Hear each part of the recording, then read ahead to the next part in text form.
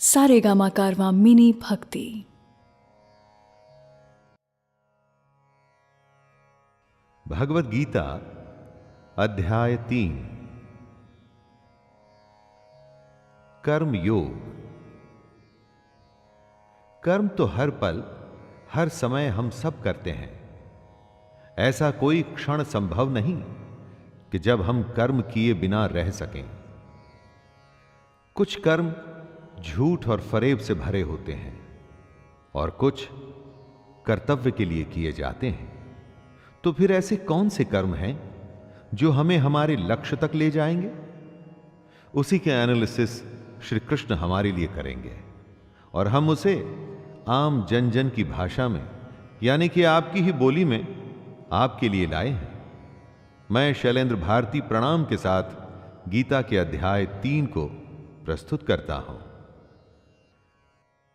अर्जुन उवाच ज्यायसी चेत् कर्मणस्ते मता बुद्धिर्जनार्दन तत्किं कर्मणि घोरे मां नियोजयसि केशव। अर्जुन पूछते हैं, हे जनार्दन, यदि आपको कर्म के मुकाबले ज्ञान बेहतर लगता है तो फिर हे केशव, मुझे भयंकर कर्म में क्यों लगाते हैं? कृष्ण ज्ञान को कर्म से अधिक बेहतर बताते हैं।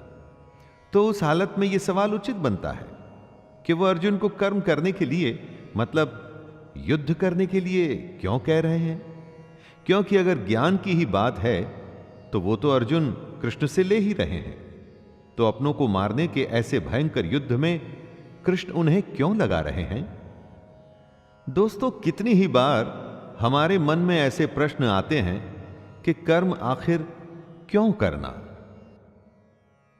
व्यामिश्रेणेव वाक्येन बुद्धिं मोहयसीव मे तदेकं वद निश्चित्य येन श्रेयो हमाप्नुयाम्। कृष्ण की बात सुन के अर्जुन की बुद्धि मोहित हो रही थी। समझने के बजाय वो और ज्यादा उलझ रहा था। इसलिए अर्जुन कृष्ण से कहता है, एक बात बताइए प्रभु, जिससे मेरी उलझन दूर हो सके। अर्जुन कहना चाहते हैं कि भगवान कंफ्यूज मत करिए, मेरी दुविधा को दूर करके कोई एक बात बताइए जिस पे मैं चल सकूं। कृष्ण ने जो बातें बताई वो गूढ़ हैं, कॉम्प्लिकेटेड हैं, गहरी हैं। ऊपर से देख के ऐसा लगता है कि ये तो बस ज्ञान की बातें हैं, इन पर चलें तो चलें कैसे? यही दुविधा अर्जुन की भी है और कृष्ण उत्तर दे रहे हैं। श्री भगवानुवाच लोकेऽस्मिन् द्विविधा निष्ठा पुरा प्रोक्ता मया नघ ज्ञानयोगेन सांख्यानां कर्मयोगेन योगिनाम्। श्री भगवान अर्जुन से कहते हैं कि इस दुनिया में दो प्रकार की निष्ठा, दो प्रकार के विश्वास हैं। एक तो है सांख्य योग, जिसका रिश्ता ज्ञान से है, और दूसरा है कर्म योग, जिसका कि लेना देना सिर्फ कर्म से है। निष्ठा का अर्थ है कुछ भी करने की सबसे परिपक्व अवस्था, पराकाष्ठा। अपनी इंद्रियों को वश में कर परमात्मा में ध्यान लगाना ज्ञान योग से होता है और इसको कहते हैं संन्यास या सांख्य योग। और दूसरा होता है कर्म योग, मतलब निष्काम कर्म करके फल में आसक्ति न रखना।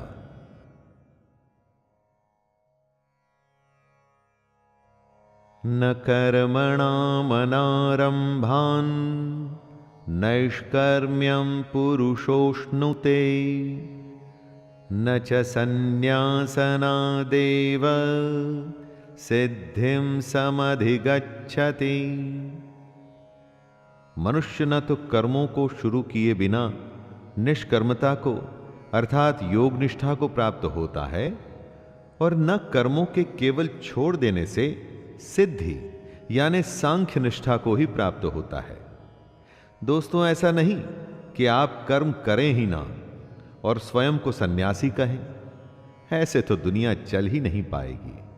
अपने कर्तव्य को छोड़ यदि आप सन्यासी बन जाते हैं और आप समझते हैं कि आपको मोक्ष मिल जाएगा, ना, तो वो संभव नहीं है।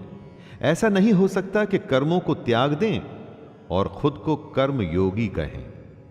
कर्म को न करने से या उसे हमेशा के लिए त्याग देने से कुछ भी हासिल नहीं होगा।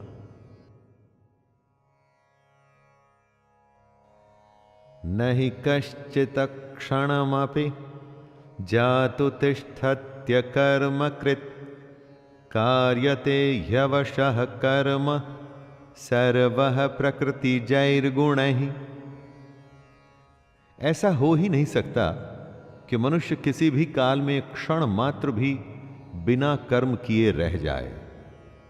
हमारी दुनिया ऐसी है, हम चाहें या न चाहें कर्म तो हमें करना ही पड़ेगा। कर्म न करना भी कर्म करना ही है। जिस तरह हम इस दुनिया में आए हैं, जिस तरह से प्रकृति ने हमें, नेचर ने हमें बनाया है, उसका गुण यही है कि हम हर समय कर्म करें। प्रकृति में कभी कुछ रुकता नहीं। सांसें चलती हैं, समय चलता है, जीवन का चक्का चलता ही रहता है। जब तक जीवन रहेगा तो कर्म भी रहेगा। इसीलिए यह आवश्यक है कि कर्म को समझा जाए और समझ के उसे किया जाए। कर्मेन्द्रियाणि संयम्य य आस्ते मनसा स्मरन् इंद्रियार्थान् विमूढ़ात्मा मिथ्याचारः स उच्यते। जो सिर्फ दिखावे के लिए अपनी इंद्रियों को जबरदस्ती ऊपर से रोककर लेकिन अंदर मन से हमेशा उन्हीं के बारे में सोचता है, वह मिथ्याचारी अर्थात दंभी कहा जाता है। मतलब झूठा और घमंडी। खाना खाने से तो मना कर दिया, लेकिन हमेशा खाने और उसके स्वाद के बारे में ही सोचता रहे, तो यह कैसा उपवास हुआ? इसे व्रत नहीं माना जाएगा। कितने ही साधु सन्यासी आपको मिलेंगे जो कहते हैं कि उन्होंने दुनिया को त्याग दिया है, कर्म को त्याग दिया है, लेकिन अगर उनके मन में इस दुनिया के लिए अभी भी लालसा है, इच्छा है, तो कृष्ण उन्हें झूठा और पाखंडी बताते हैं। यस्त्विन्द्रियाणि मनसा नियम्यारभतेऽर्जुन कर्मेन्द्रियैः कर्मयोगम् असक्तः स विशिष्यते। हे अर्जुन, जो पुरुष सच्चे मन से इंद्रियों को कंट्रोल में कर उनसे बिना लगाव लगाए काम करता है, वो ही कर्मयोग का पालन करता है, वही श्रेष्ठ है। कृष्ण एक तरह से चेतावनी दे रहे हैं कि इंद्रियों को वश में तो करना ही है, परंतु साथ ही साथ मन का उन इंद्रियों से किसी भी विषय से लगाव नहीं होना चाहिए। उसे ही कर्म योग माना जाएगा। जब इंद्रियां वश में होती हैं तो आप कुछ भी करने में संभव होते हैं। किसी भी तरह की कोई बाधा, डिस्टरबेंस आपको आपके काम से रोक नहीं सकती। और अगर आप इंद्रियों के वश में हैं तो चाहे वो स्वादिष्ट खाने की महक ही क्यों ना हो, कोई रूपसी नारी ही क्यों ना हो, आसपास का शोर ही क्यों ना हो, छोटी या बड़ी हर बाधा आपको आपका काम करने से रोकेगी। नियतं कुरु कर्म त्वं कर्म ज्यायो ह्यकर्मणः शरीरयात्राणि च ते न प्रसिद्धयेद कर्मणः। हे अर्जुन, तू केवल कर्तव्य निभा, क्योंकि कर्म न करने के मुकाबले कर्म करना बेहतर है, तथा कर्म न करने से तेरा जिंदा रहना भी तो पॉसिबल नहीं। अर्थात तू शस्त्र उठा और युद्ध कर, अपना कर्म कर, क्योंकि यह कर्म न करने से कहीं अच्छा है। कहने का अर्थ है कि कर्म तो बहुत सारे हैं, लेकिन उसमें से एक चुना हुआ है। उस चुने हुए को ही निर्धारित कर्म कहते हैं। अपनी मर्जी से अगर आप कर्म चुन लेंगे तो उसे निर्धारित नहीं माना जाएगा। आपको अपना कर्तव्य समझकर अपना कर्म चुनना होगा, अथवा जो कर्म आपको मिला है उसे अपना कर्तव्य समझकर निभाना होगा। यज्ञार्था कर्मणोऽन्यत्र लोकोऽयं कर्म बन्धनः तदर्थं कर्म कौन्तेय मुक्तसंगः समाचर। इस श्लोक में कृष्ण पूरे समाज की भलाई वाले कर्म को समझा रहे हैं। यज्ञ वो होता है जिसमें सब शामिल होते हैं। कृष्ण कहते हैं, यज्ञ के लिए किए जाने वाले कर्मों से ही ये मनुष्य समुदाय कर्मों से बंधता है। इसलिए हे अर्जुन, तू इच्छाओं को छोड़कर उस यज्ञ के लिए ही भली भांति कर्तव्य कर्म कर। यज्ञ अर्थात समाज और प्रजा की भलाई के लिए किया गया निस्वार्थ काम।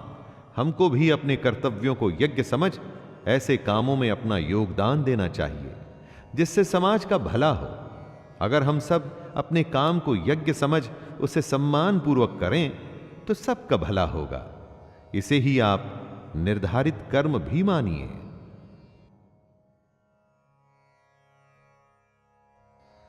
सह यज्ञः प्रजाः सृष्टा पुरोवाच प्रजापतिः अनेन प्रसविष्यध्वमेष वोस्त्विष्ट कामधुक्। प्रजापति ब्रह्मा ने इस दुनिया की शुरुआत में यज्ञ को रचकर अपनी जनता से कहा कि तुम लोग इस यज्ञ द्वारा वृद्धि को प्राप्त हो, और यह यज्ञ तुम लोगों को इच्छित भोग प्रदान करेगा। घरों में जो यज्ञ किए जाते हैं उन्हें एक धार्मिक कर्म कांड न समझकर उसकी इंपॉर्टेंस समझनी चाहिए। यज्ञ हमारे संस्कारों का एक संगठित रूप है। संस्कार मतलब काम करने का सबसे उत्तम तरीका। यज्ञ से हम हर विधि को, संस्कार को एकदम उचित तरीके से पूरा कर अपने कर्म को शुरू करते हैं। यज्ञ एक तरीके से हमें रास्ता दिखाता है। अगर आगे भी संस्कारों का पालन होगा तो ध्येय अर्थात गोल, हमारा एम जरूर पूरा होगा। देवान् भावयतानेन ते देवा भावयन्तु वः परस्परं भावयन्तः श्रेयः परमवाप्स्यथ। ब्रह्मा कहते हैं कि यज्ञ से सब लोगों को, देवताओं को खुश करना चाहिए, और फिर वो देवता खुश होके हम सबकी भलाई करेंगे। इस प्रकार निस्वार्थ भाव से एक दूसरे को उन्नत करते हुए तुम लोग परम कल्याण को प्राप्त हो जाओगे। यज्ञ तरीका है देवताओं को खुश करने का, और उसके बदले में देवता आपको खुश रखते हैं, आपकी उन्नति करते हैं। इसलिए काम शुरू करने से पहले, कुछ भी शुभ करने से पहले ईश्वर का नाम लेने का विधान है। यही ईश्वर का नाम जब सही तरीकों, सही पद्धति, सही मेथड्स के साथ किया जाता है उसे यज्ञ कहते हैं। यज्ञ को अपने और देवताओं के बीच का एक मीडियम मान लीजिए, जिससे दोनों के बीच संबंध बना रहता है।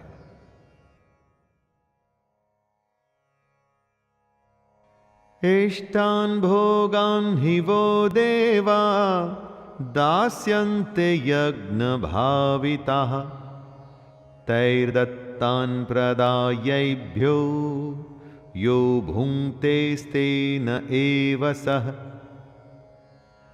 यज्ञ करके जब आप देवताओं की पूजा करते हैं तो वे आपके बिना मांगे ही आपकी सारी इच्छाओं को पूरा कर देते हैं।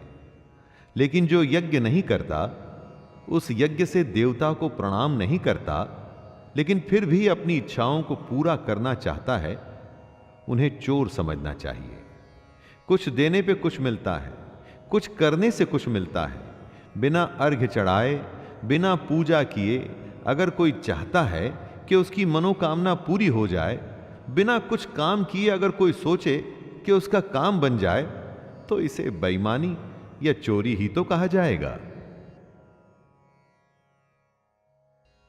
यज्ञशिष्टाशिनः सन्तो मुच्यन्ते सर्वकिल्बिषैः भुञ्जते ते त्वघं पापा ये पंचन्त्यात्मकारणात्।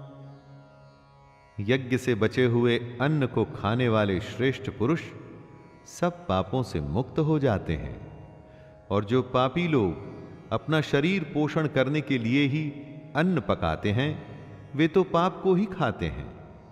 हम क्या सिर्फ खा के जिंदा रहने और फिर मर जाने के लिए पैदा होते हैं? ऐसे जीवन का क्या मतलब हुआ? अपने जीवन का पर्पस, उसका उद्देश्य हमें समझना चाहिए। इस ब्रह्मांड में हम क्यों हैं, क्यों हमें ईश्वर या मोक्ष को प्राप्त करना है, इन सब को समझने के लिए ही यज्ञ जैसे अनुष्ठान किए जाते हैं। जो लोग यज्ञ या ईश्वर को याद किए बिना सिर्फ अपने जिंदा रहने में ही लगे रहते हैं, उन्हें चोर समझना चाहिए। अन्नान् भवन्ति भूतानि पर्जन्यादन्न संभवः यज्ञान् भवति पर्जन्यो यज्ञः कर्म समुद्भवः कर्म ब्रह्मोद्भवं विद्धि ब्रह्माक्षर समुद्भवं तस्मात् सर्वगतं ब्रह्म नित्यं यज्ञे प्रतिष्ठितम्। अगर अन्न खत्म हो जाए तो सब खत्म हो जाएंगे। संपूर्ण प्राणी जगत, हर कोई अन्न से उत्पन्न होते हैं। अन्न की उत्पत्ति वृष्टि से होती है, यानी कि बारिश, और बारिश यज्ञ से होती है, और यज्ञ कर्मों से होते हैं, और कर्म की उत्पत्ति वेद से। हमारी संस्कृति का सारा ज्ञान वेद से ही तो आया है। कर्म क्या है, उसकी परिभाषा भी वेद से आई है, और वेद परमपिता परमात्मा से उत्पन्न हुए हैं। वेद ईश्वर से आया ज्ञान है। वेद से आगे और वेद से बड़ा कुछ भी नहीं। इससे दोस्तों ये सिद्ध होता है कि यज्ञ और ईश्वर में सीधा संबंध है। एवं प्रवर्तितं चक्रम नानुवर्तयतीह यः अघायुरिन्द्रियारामो मोघम पार्थ सजीवति।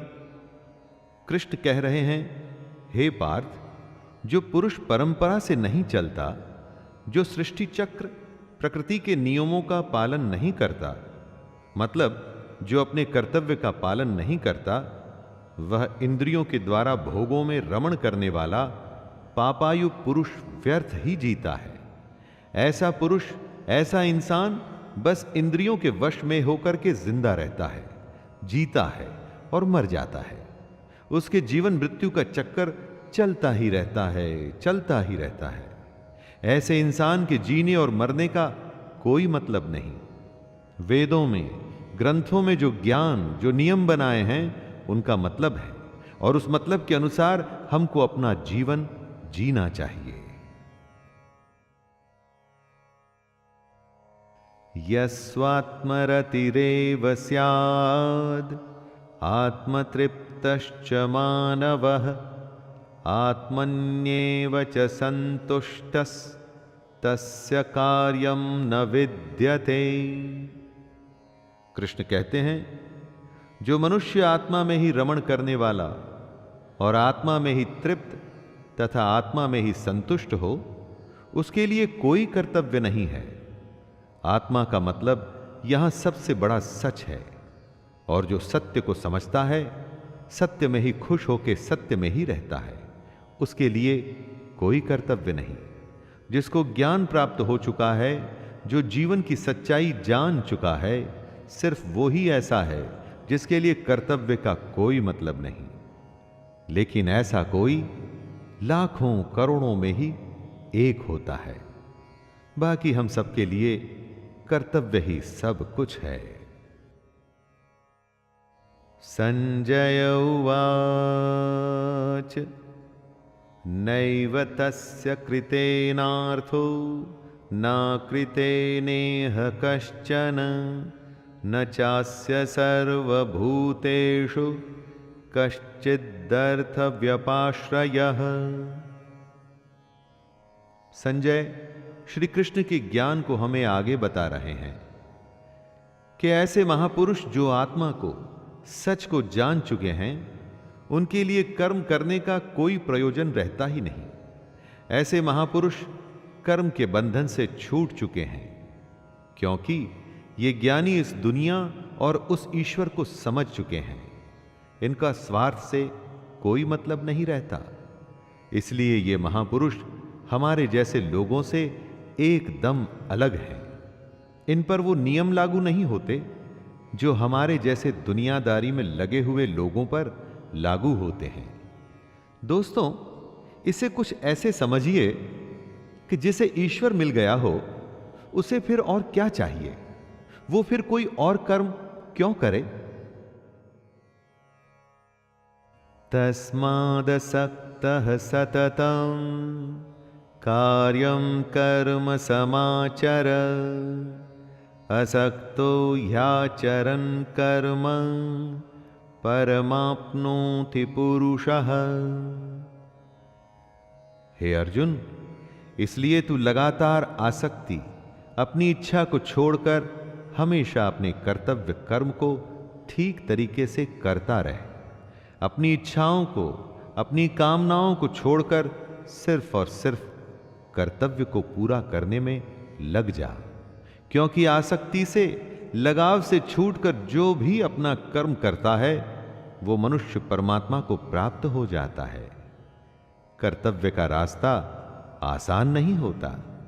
कितनी ही बार हम सबको लगता है कि सब कुछ छोड़कर आराम करें, देर तक सोएं या मेहनत न करें, लेकिन उससे कभी कुछ भी हासिल नहीं होता। ऐसा श्री कृष्ण समझा रहे हैं। कर्मणैव हि संसिद्धिम् अस्थिता जनकादयः लोकसंग्रहमेवापि संपश्यन् कर्तुमर्हसि। बहुत से ऐसे लोग हैं जो कर्म करते हुए ही परम सिद्धि को प्राप्त हुए थे। बहुत से ज्ञानी महापुरुष तो ऐसे होते हैं जो आत्मा की सच्चाई को पहचान जाते हैं, लेकिन बाकी लोगों के लिए सिर्फ कर्म ही एक रास्ता है, अगर उन्हें जीवन में कुछ करना है तो। अगर आप चाहते हैं कि आपके जीवन का कोई मतलब हो, जन्म लेना, जिंदा रहना और फिर मर जाना, इस बेकार जीवन से बचकर अगर आप कुछ करना चाहते हैं तो आसक्ति यानी अटैचमेंट से बचते हुए आपको अपना कर्म करना चाहिए और अपने कर्तव्य को पूरा करना चाहिए। यद्यदाचरति श्रेष्ठस्तत्तदेवेतरो जनः स यत्प्रमाणं कुरुते लोकस्तदनुवर्तते। लीडर जो होता है ना, वो आगे चलता है और बाकी सब उसके पीछे पीछे। इसलिए आपको यह फैसला करना है कि आप आगे चलने वाले हैं या पीछे। कृष्ण कहते हैं कि श्रेष्ठ पुरुष जो जो आचरण करता है, अन्य पुरुष भी वैसा वैसा ही आचरण करते हैं। वो जो कुछ प्रमाण कर देता है, समस्त मनुष्य समुदाय उसी के अनुसार बरतने लग जाता है। कहने का अर्थ है, जो हमारे आदर्श होते हैं, हम उन्हीं को फॉलो करते हैं। किसी भी फील्ड को ले लीजिए, कुछ ऐसे लोग होते हैं जो उस फील्ड में सर्वश्रेष्ठ होते हैं और पूरी दुनिया उन्हीं के जैसा करने की कोशिश करती रहती है। लीडर एक होता है और फॉलोअर्स अनगिनत। तो दोस्तों, आप क्या बनना चाहते हैं, आगे या पीछे? यानी कि आप आगे चलना चाहते हैं या सबके पीछे? न मे पार्थास्ति कर्तव्यं त्रिषु लोकेषु किंचन नानवाप्तमवाप्तव्यं वर्त एव च कर्मणि। कृष्ण कहते हैं, हे अर्जुन, मेरा इन 3 लोकों में कुछ भी कर्तव्य नहीं है और ना ही ऐसी कोई वस्तु है जिसे मैं प्राप्त नहीं कर सकता, तो भी मैं कर्म में ही बरतता हूं। श्री कृष्ण से बड़ा लीडर कौन होगा दोस्तों? लेकिन वो भी कर्म करते हैं, वो भी कर्म करते हुए अपने कर्तव्य का निर्वाह करते हैं। कृष्ण ने महाभारत में भाग लेने से मना नहीं किया। उनकी नारायणी सेना कौरवों के साथ थी, लेकिन वो खुद अर्जुन के साथ, वो अर्जुन के सारथी बने। जब कृष्ण अपना कर्म करके अपने कर्तव्यों को पूरा कर रहे हैं, तो हम कौन होते हैं, हम क्या हैं, फिर हम क्यों न करें? यदि हय्यहं न वर्तेयं जातु कर्मण्यतन्द्रितः मम वर्तमानुवर्तन्ते मनुष्याः पार्थ सर्वशः। कृष्ण कहते हैं, हे पार्थ, अगर मैं कर्मों को करने में सावधानी न बरतूं तो बड़ा अनर्थ हो जाएगा। हर कोई श्री कृष्ण को फॉलो करता है। अगर आपका लीडर ही कुछ नहीं करेगा, अगर भगवान ही कुछ नहीं करेंगे, तो मनुष्य तो सब कुछ करना छोड़ देंगे। जो सबसे बड़ा होता है, लीडर होता है, सर्वश्रेष्ठ होता है, सब उसके पीछे चलते हैं। अब अगर कृष्ण ये सोचते कि मैं तो भगवान हूं और मैं कर्म नहीं करूंगा, तो उन्हें किसी और को ज्ञान देने का क्या अधिकार रह जाता? ईश्वर होते हुए भी उन्होंने अपने हर कर्तव्य का पालन किया, कर्म से कभी पीछे नहीं हटे। उनके पग चिन्हों पर ही अब हमें चलना है और कोशिश करनी है सर्वश्रेष्ठ बनने की। यदि उत्सिदेयुरिमे लोका न कुर्यां कर्म चेदहं शंकरस्य च कर्तास्याम् उपहन्यामि महाप्रजाः। कृष्ण बता रहे हैं, यदि मैं कर्म न करूं तो ये सब मनुष्य नष्ट भ्रष्ट हो जाएं और मैं संकरता का करने वाला होऊंगा तथा मेरी वजह से सारी प्रजा नष्ट हो जाएगी। अगर कृष्ण कर्म नहीं करेंगे तो दोस्तों दुनिया खत्म हो जाएगी, मनुष्य नष्ट हो जाएंगे। सोचिए, ये दुनिया उन्हीं की तो लीला है, माया है, खेल है, और जिसने खेल को रचा है, अगर वो ही अपना कर्म नहीं करेगा तो दुनिया में क्या बचेगा? चाहे वो ईश्वर हो या साधारण इंसान, नियम तो सब पर लागू होते हैं। अगर कर्म का नियम है तो वो कृष्ण को भी करना पड़ेगा और हमें और आपको भी। सक्तः कर्मण्य विद्वांसो यथा कुर्वन्ति भारत कुर्याद्विद्वांस तथा सक्तः चिकीर्षुर्लोक संग्रहम्। हे भारत, जिनमें समझ नहीं होती ना, वो कर्म में आसक्त होकर काम करते हैं। विद्वानों को, समझदारों को बिना लगाव के कर्म करना चाहिए।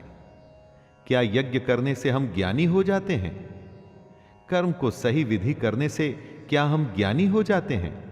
नहीं, कर्म करना है लेकिन उससे आसक्ति, अटैचमेंट नहीं रखनी, और ऐसा करना आसान नहीं है। अगर कोई ऐसा ज्ञानी है जिसका कि कर्मों से कोई लेना देना नहीं, जैसे कि साधु, सन्यासी, जिनकी कर्म में आसक्ति नहीं, तो ऐसे लोगों को समाज सेवा में लग जाना चाहिए। यह उनके लिए कहा गया है जिन्हें लगता है कि दुनिया छोड़ सन्यासी बनने से उन्हें भगवान या सत्य की प्राप्ति हो जाएगी। न बुद्धिभेदं जनयेद ज्ञानां कर्म संगिनां जोषयेत् सर्वकर्माणि विद्वान् युक्तः समाचरन्।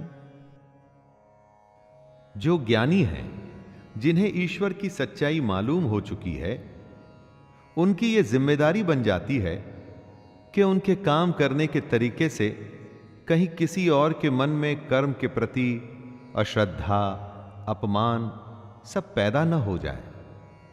आप किसी ज्ञानी को देख ये सोच सकते हैं कि वो कुछ करते ही नहीं, तो मैं भी ना करूं। इसलिए ये उन ज्ञानियों, महापुरुषों के लिए जरूरी है कि वो ऐसा उदाहरण सामने रखें जिससे हर कोई अपना कर्म, अपना कर्तव्य करने के लिए प्रेरित हो। दोस्तों, साधु को देख अगर सब अपना परिवार छोड़कर दुनिया छोड़ने लगे तो दुनिया चल नहीं पाएगी। प्रकृतेः क्रियमाणानि गुणैः कर्माणि सर्वशः अहंकार विमूढ़ात्मा कर्ताहमिति मन्यते। हर इंसान की एक प्रकृति होती है, एक नेचर होता है। अपनी उस प्रकृति के अनुसार ही वो कर्म करता है। हर कर्म उस प्रकृति के गुण के हिसाब से ही होता है। जिसके अंदर घमंड भरा होता है वो ये सोचता है कि मैं करता हूं, मतलब कि करने वाला वो है।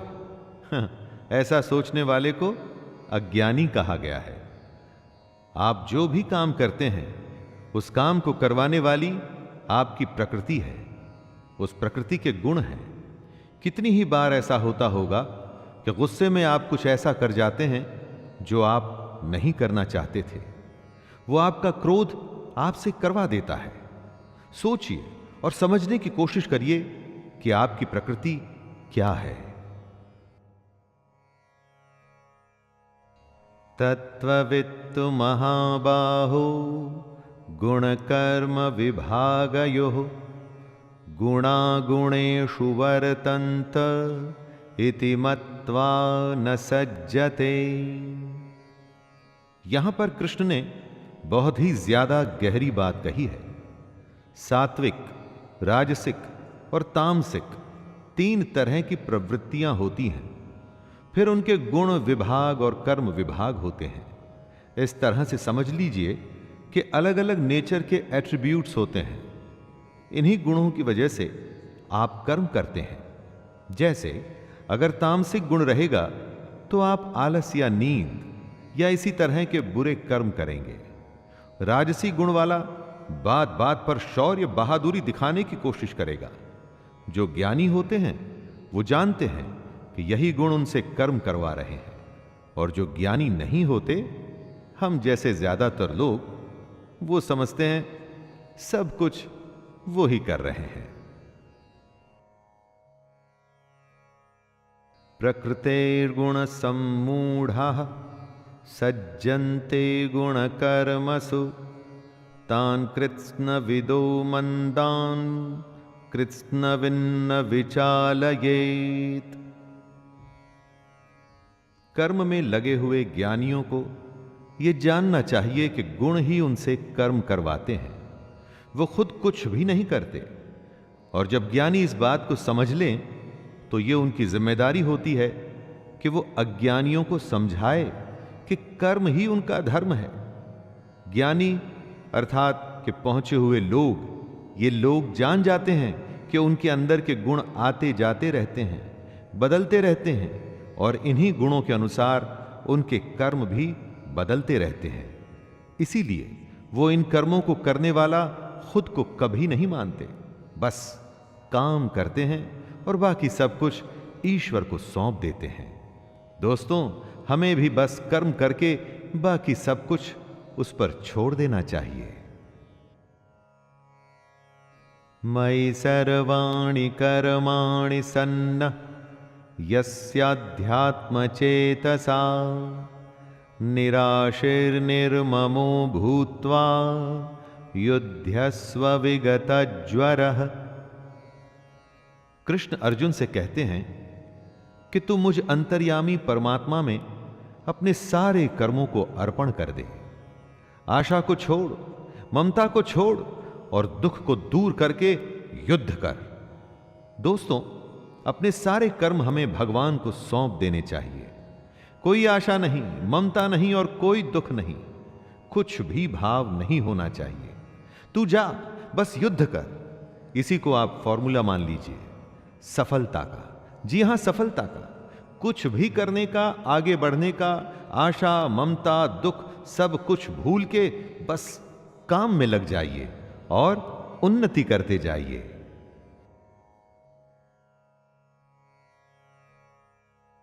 ये मे मतामिदं नित्यम् अनुतिष्ठन्ति मानवः श्रद्धावन्तो न सूयन्तो मुच्यन्ते तेति कर्मभिः। जीवन का मकसद है मोक्ष प्राप्त करना, जीने मरने के चक्कर से बचना। निष्काम कर्म का अगला कदम वही होता है। इसी के बारे में कृष्ण कहते हैं कि जो कोई मनुष्य दोष दृष्टि से रहित और श्रद्धा युक्त होकर मेरे इस मत का सदा अनुसरण करेगा, वो सारे कर्मों से छूट जाएगा। जो भी कोई सुख, दुख और मोह को छोड़कर बस अपने कर्म को सिर्फ मुझे अर्पण करता है और कर्म को सच्चे मन से करता है, वो कर्म के सारे बंधन से छूट जाता है। और कर्म के बंधन से छूटने का अर्थ है जन्म मृत्यु के चक्कर से बचना। ये त्वेतदभ्यसूयन्तो नानुतिष्ठन्ति मे मतम् सर्वज्ञान विमूढ़ांस्तान् विद्धि नष्टान चेतसः।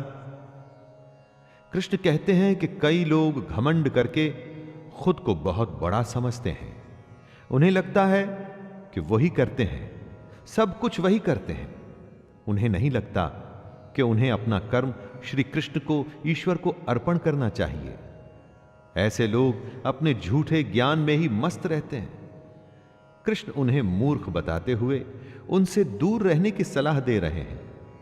आपको अपने चारों तरफ कई सारे घमंडी दिख जाएंगे दोस्तों, जिन्हें लगता है कि वो कुछ गलत नहीं कर रहे। अपने धन और अपने ज्ञान के अहंकार में किसी की बात तक सुनने को तैयार नहीं होते। मैं आपसे यह कहूंगा कि ऐसे लोगों को मूर्ख समझकर आप उनसे दूर ही रहें। सदृशं चेष्टते स्वस्याः प्रकृतेर्ज्ञानवानपि प्रकृतिं यान्ति भूतानि निग्रह किं करिष्यति। सभी प्राणी प्रकृति को प्राप्त होते हैं, अर्थात अपने स्वभाव से मजबूर होकर कर्म करते हैं। ज्ञानवान भी अपनी प्रकृति के अनुसार कोशिश करता है, फिर इसमें किसी का हठ क्या करेगा। कृष्ण ये समझा रहे हैं कि हर प्राणी का अपना एक स्वभाव होता है, नेचर होता है, एटीट्यूड होता है। सब उसी के चलते काम करते हैं। जो ज्ञानी हैं, सब कुछ जानते हैं, उनसे भी उनका काम उनकी प्रवृत्ति ही करवाती है। इसमें किसी की हठ, जिद कुछ भी नहीं कर पाएगी। अगर आप कोशिश करेंगे कि किसी से उसके नेचर के अगेंस्ट काम करवा लें, तो आप अपना सिर्फ टाइम वेस्ट कर रहे हैं। इंद्रियस्येन्द्रियस्यार्थे रागद्वेषौ व्यवस्थितौ तयोर्न वशमागच्छेत्तौ यस्य परिपन्थिनौ। इंद्रियों में ही प्यार और इंद्रियों में ही क्रोध या द्वेष छुपा है। मनुष्य को उन दोनों के वश में नहीं होना चाहिए, क्योंकि वे दोनों ही इसके कल्याण मार्ग में विघ्न करने वाले महान शत्रु हैं। अर्थात इंद्रियों में ही हर तरह का भाव छुपा है, अच्छा भाव भी और बुरा भाव भी। अच्छे और बुरे दोनों ही भावों में हमें नहीं फंसना चाहिए, क्योंकि इसी फंसने से ही हमारे मोह की शुरुआत होती है और फिर इन इंद्रियों के चक्कर में हम फंसते हुए चले जाते हैं और कभी भी निकल नहीं पाते। काम, क्रोध, मद, लोभ और मोह को हमें अपना शत्रु मानना चाहिए। श्रेयान् स्वधर्मो विगुणः परधर्मात् स्वनुष्ठितात् स्वधर्मे निधनं श्रेयः परधर्मो भयावह। कृष्ण कहते हैं, अच्छी प्रकार आचरण में लाए हुए दूसरों के धर्म से गुण रहित भी अपना धर्म अति उत्तम है। अपने धर्म में तो मरना भी कल्याणकारक है और दूसरे का धर्म भय को देने वाला है। हर किसी को अपना कर्तव्य, अपना कर्म और अपना धर्म ही करना चाहिए। कृष्ण कहते हैं कि अगर अपने धर्म के लिए मरना भी पड़े तो भी अच्छा है, लेकिन कभी किसी दूसरे के धर्म को स्वीकार नहीं करना चाहिए। कोई बेहद कमजोर, जिसे खुद पर विश्वास न हो, दूसरे के धर्म को अपनाता है। जिसमें थोड़ा सा भी आत्मसम्मान होता है ना, वो कभी दूसरे के धर्म को नहीं अपनाता। अर्जुन उवाच अथ केन प्रयुक्तोऽयं पापं चरति पुरुषः अनिच्छन्नपि वार्ष्णेय बलादिव नियोजितः। अर्जुन कहते हैं, हे कृष्ण, तो फिर ये मनुष्य खुद न चाहते हुए भी जबरदस्ती किस बात से प्रेरित होकर पाप का काम करता है? अर्जुन यहां पर बड़ा वैलिड सवाल करते हैं दोस्तों। क्यों मनुष्य कृष्ण के कहे अनुसार नहीं चल पाता? क्यों वो पाप के रास्ते पर चलता है? ऐसा क्या हो जाता है लोगों के साथ कि वो सही रास्ते पे नहीं चल पाते, गलत रास्ते पर क्यों चलने लगते हैं? चाहे वो इस बात को जानते हो या न जानते हो, वो क्या चीज है जो उन्हें विवश करती है? पाप के लिए उनकी बुद्धि, उनके मन, उनके गुण किस बात को दोष दें? श्री भगवानुवाच कामैष क्रोधैष रजो गुण समुद्भवः महाशनो महापाप्मा विद्धयेन मिह वैरिणम्। श्री भगवान कहते हैं, रजोगुण से उत्पन्न होता है काम, और काम में से निकलता है क्रोध अर्थात गुस्सा। काम या क्रोध कभी रुकता नहीं अर्जुन, बस बढ़ता ही रहता है। इसको अपना सबसे बड़ा शत्रु मानना चाहिए। दोस्तों, श्री कृष्ण बताते हैं कि आखिर पापी पाप किस कारण करता है, किसी के पाप करने की वजह क्या होती है? वजह है रजोगुण। इसी की वजह से काम, क्रोध या राग, द्वेष जैसे भाव पैदा होते हैं, जो कि पाप की वजह होते हैं। इन्हीं द्वेषों को श्री कृष्ण शत्रु बताते हैं। इन भावों के मन में आते ही आपको समझ जाना चाहिए कि आप पर शत्रु हावी हो रहा है और आपको उसे रोकने की जरूरत है। धूमेनाव्रियते वह्निर् यथादर्शो मलेन च यथोब्लेनावृतो गर्भस्तथा तेनेदमावृतम्।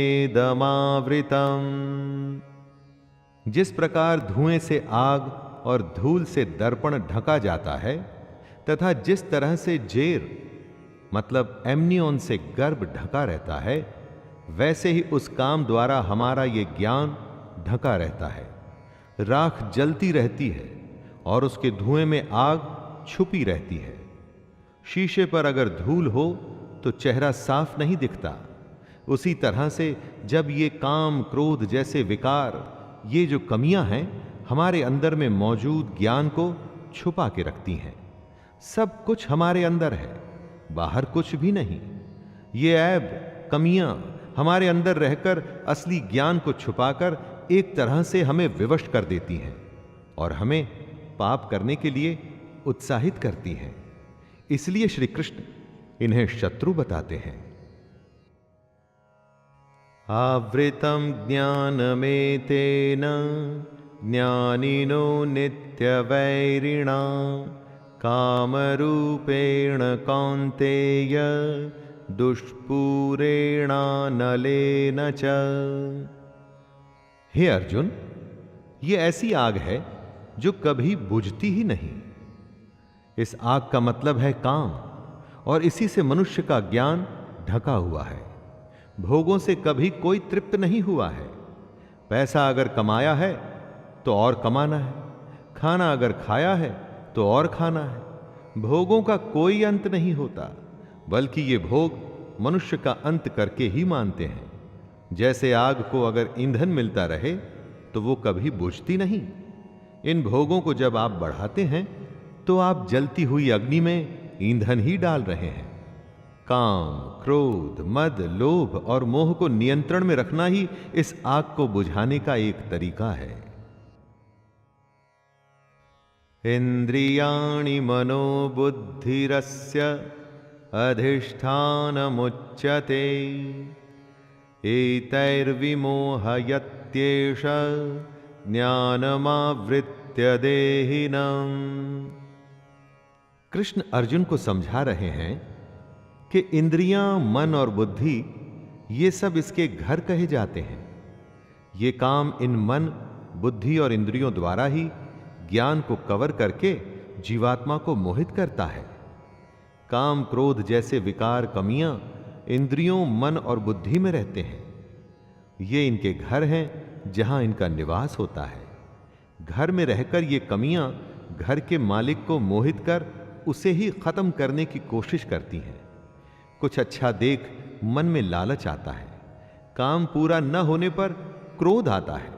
इसी तरह से ये कमियां हमारे दिल दिमाग पर कब्जा करना शुरू करती हैं और हम हमेशा इनके वश में रहते हैं।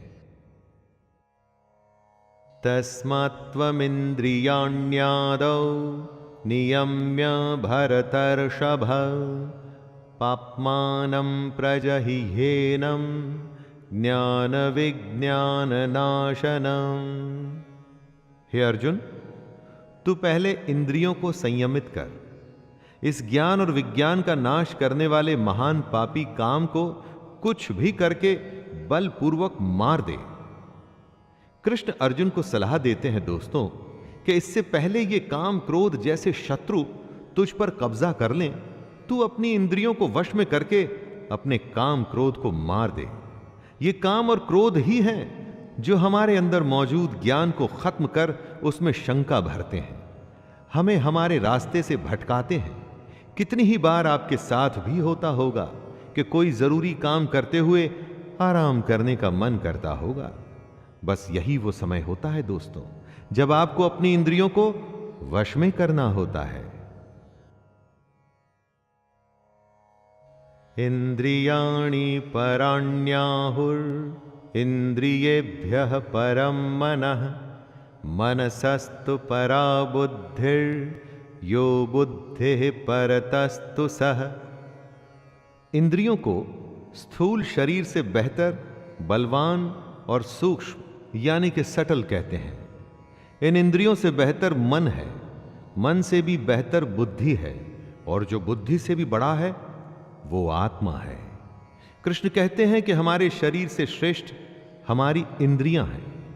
सही बात है, किसी भी शरीर को उसकी इंद्रियां पल भर में वश कर लेती हैं, लेकिन इंद्रियों से बड़ा मन है।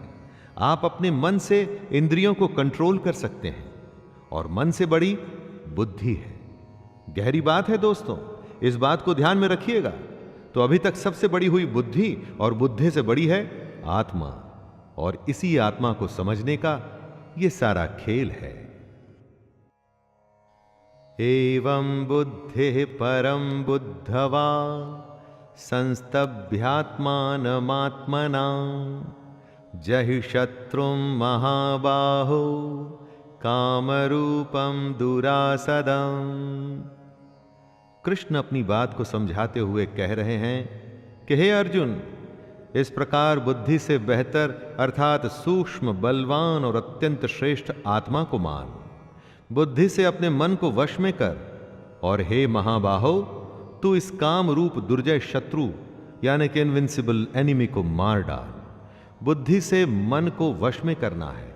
अगर मन वश में हो गया तो आप इंद्रियों को भी वश में कर लेंगे। जब मन और इंद्रियां आपके वश में हैं तो फिर उसका अगला कदम होगा आत्मा के पास पहुंचना। आत्मा परमात्मा का ही एक रूप है और आपकी बुद्धि आपको आपकी आत्मा के करीब पहुंचा सकती है। तो दोस्तों, ये था भगवत गीता का अध्याय 3 और यहीं पर आज्ञा दीजिए आपके अपने शैलेंद्र भारती को। धन्यवाद। जय श्री कृष्ण।